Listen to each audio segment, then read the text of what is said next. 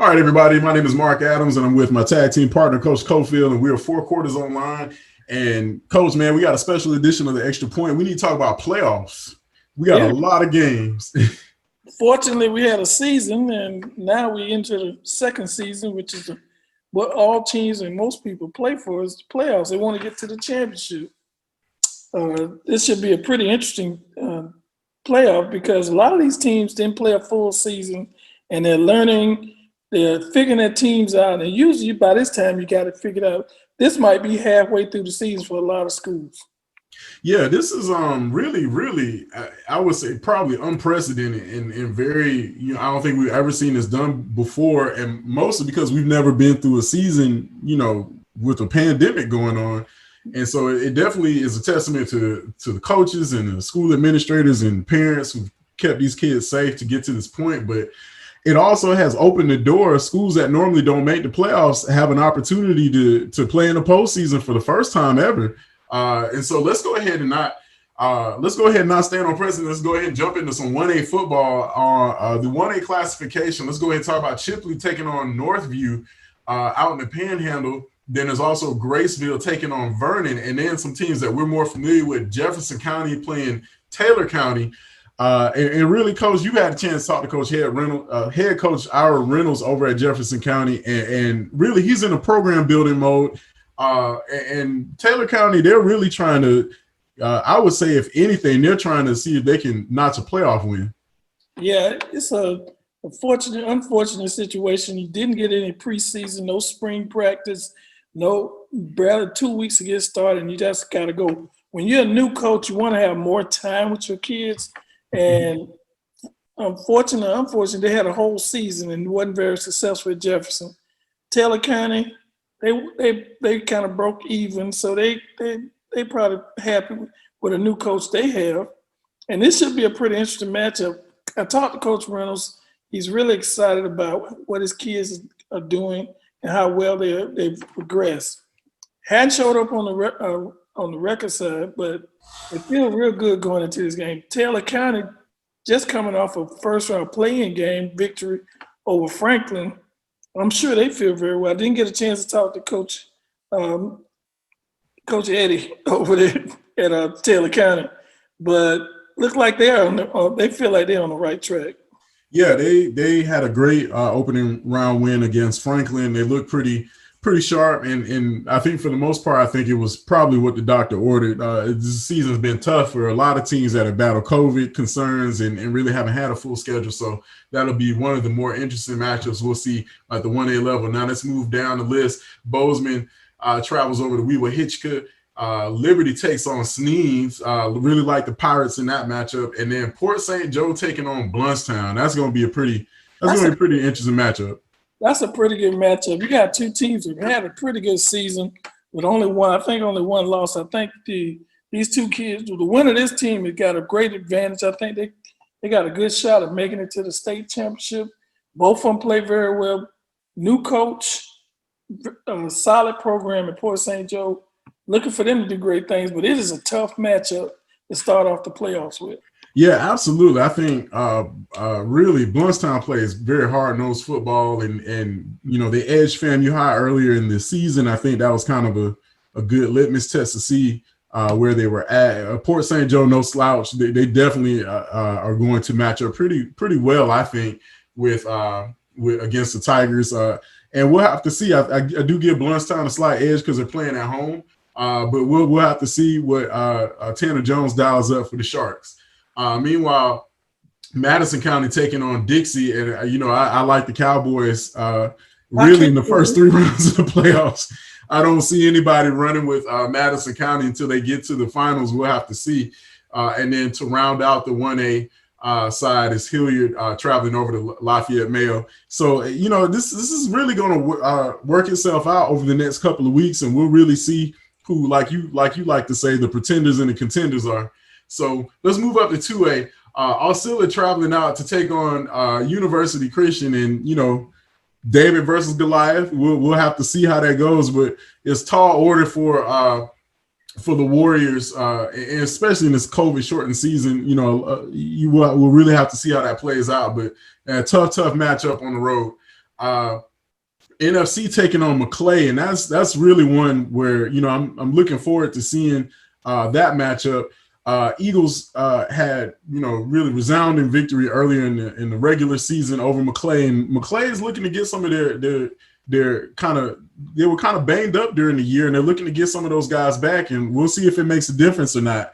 But right now, I think NFC has a little bit of an edge just with the playmakers they have all over the place. DeAndre McCray. We also talked about, I think it was Mr. Lucas in the backfield. And, of course, we talked about J.T. Price. It's just, really when you have guys like that, it's very hard to contain a team when they're hitting on all four cylinders like that. Yeah, this will be a pretty interesting matchup. McClay got their work cut out for them. They lost 40-0 the last time. And like you said, they had a lot of players out.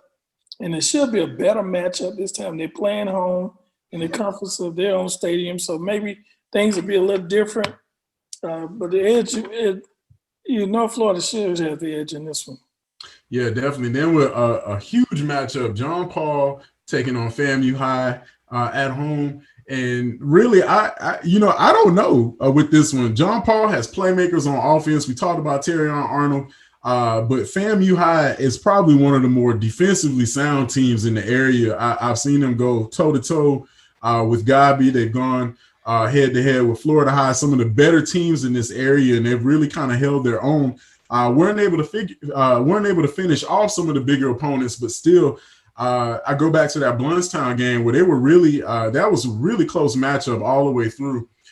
John Paul, for us, I think is which John Paul team are we going to see? A lot of times, I think, especially through the regular season, there were some contests we thought they would have done a little bit better in and didn't kind of fare so well. And then they had some other games where they really shocked a lot of people. So I think this will be probably one of the better matchups that we'll see in the first round. Yeah, I think FAMU is solid on defense, and they got a great quarterback running around. It's hard to defend him. And they played some tough competition this year. A really difficult schedule, which should prepare you for the playoffs, meet somebody on your own level. And I'm looking for that to be one of the better matchups of the whole playoff season. Yeah, absolutely. Let's go up to 3A. Florida High, Andrew Jackson, like the Seminoles. Really, I like the Seminoles all the way back up to the finals again. Florida High, man, they look absolutely scary on offense, and their defense is nothing to play around with.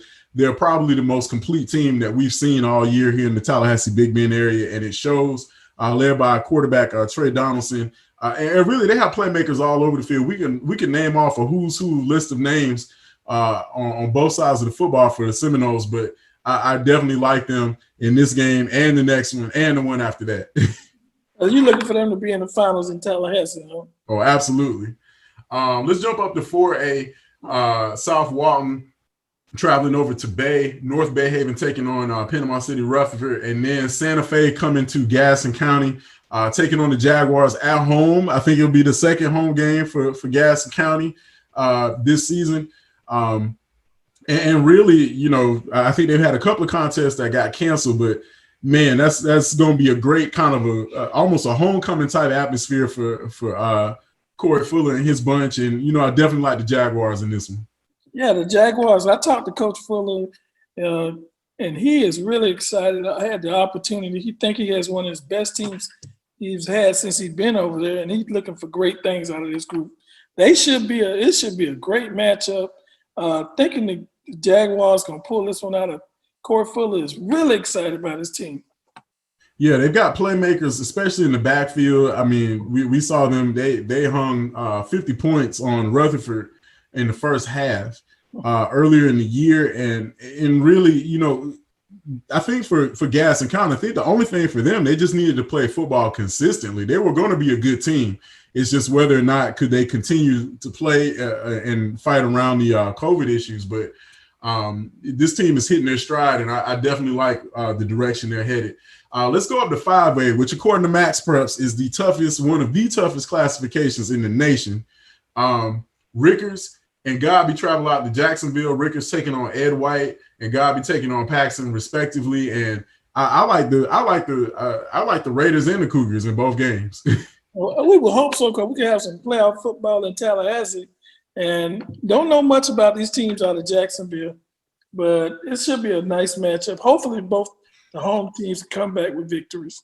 Yeah, I think Ricker's defense is definitely going to carry them to a win, and of course, the Raiders have a little bit of magic at quarterback with Townsend. If they're in the need for any late game heroics, I definitely put my money on him.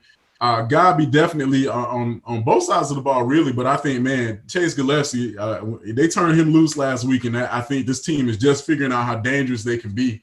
So I definitely like Raiders and Cougars out in Duval in their opening round. Meanwhile, another interesting matchup: Swanee taking on Terry Parker, and then Wakulla going the opposite direction. They're taking on Pine Forest. But I like the War Eagles and the Bulldogs in these two matchups. And really, I think it's going to be a kind of some homegrown flavor here in the second round in 5A. I think so. They look like the state decided to send everybody in 5A from this area on the road.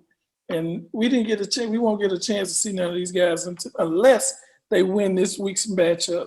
And I think we will see some next. Hopefully, the next week we'll get to see some of these local schools play. Yeah, absolutely. I like the second round, and I definitely like what's going on next week for the week after that for Thanksgiving. They have potential for some huge Thanksgiving matchups. To round out 5A, Arnold takes on Baker County, and that'll do it for the 5A classification. Let's jump up to 6A. Mosley traveling out to St. Augustine. That goes down at St. Augustine, and for Mosley, really, I think this is probably really a comeback story. I have to go back a year or so ago. They were hit pretty hard by the hurricane. It just kind of decimated football in Panama City. And to see them return, and then not only return, but return with a playoff berth is definitely shows signs of life in their football program. Kids are excited. Saw some tweets by Coach Brown, our friend out there. So they're excited to be playing any kind of football, especially on the road, representing Mosley. So best of luck to them. Point of Vader takes on Columbia, and for Columbia, I think they're just hungry for another win. Yeah, their first win of the season. They struggled this season, and I think they're happy that the playoff situation is set up like it is. Everybody makes it, but the cream always rises to the top. Yeah, I like Columbia in this game at home. They're taking on a tough Point of Vader team, so we'll have to see how it unfolds. And so let's come back into the capital city, rounding out 7A here in the first round. First Coast at Lincoln. I like the Trojans in this one. Trojans and Gene Cox very hard to beat. Playmakers all over the field. Ducatoro, Perry Fisher. We talked about. I think we talked about especially their kicker, David Monroe. I think they got too many guys, and I don't think First Coast will be able to keep up. It should be another interesting match. We don't know much about a lot of these teams, but they come into Tallahassee. It's hard to beat Lincoln. Lincoln I think they lost the first game, and that's it. They've been on the roll since then. So it should be absolutely. And that first game was expecting them to come out with a victory also. Absolutely. That'll do it for the opening round of the playoffs. We'll have to do this again next week to break down some more games for everybody. But thanks for tuning in to this special edition of the Extra Point. Until next time, my name is Mark Adams. I'm here for my tag team partner, Coach Cofield.